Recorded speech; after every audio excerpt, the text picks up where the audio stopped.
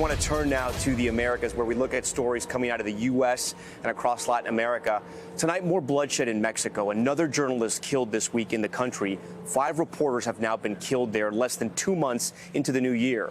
Zinhle Essamuah takes us to Oaxaca, where public outrage is growing and journalists are demanding protections.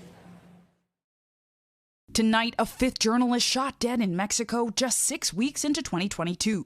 Eber Lopez, director of the news site Noticia Web, killed in Oaxaca on Thursday. The state's attorney general, Arturo Clavo, saying, "We are already at 2 detainees, and there are also the guns with which they committed the crime." Clavo says Lopez was entering a building in Salina Cruz when 2 people intercepted him and shot him. His murder now one in a string of Mexican journalist killings this year.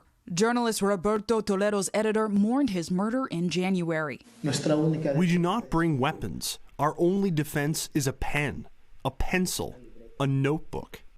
Lourdes Maldonado, 68, was shot dead January 23rd in front of her house in Tijuana. Her family and friends demanded accountability at her funeral last month. I hope that the truth will be transparent and they let us know what happened to Lupi. On Tuesday, they got some answers.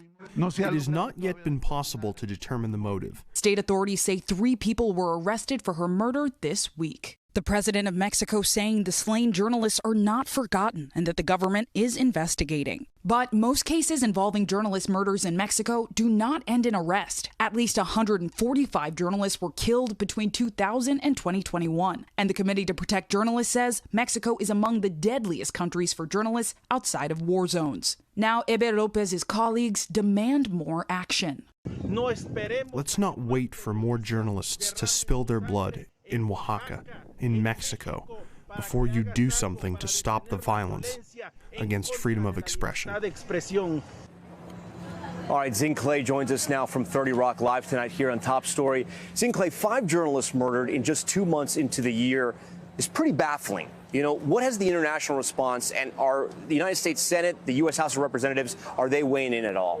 Yeah, Tom, it is really baffling, and it's not just the murders. The Committee to Protect Journalists said in addition to the killings of journalists this year, 2 journalists survived attacks and others reported death threats. But in response on Tuesday, we heard from U.S. senators, as you alluded to, from across the aisle. Senators Tim Kaine and Marco Rubio criticized Mexico's president and said the government has to do more to protect journalists. Tom?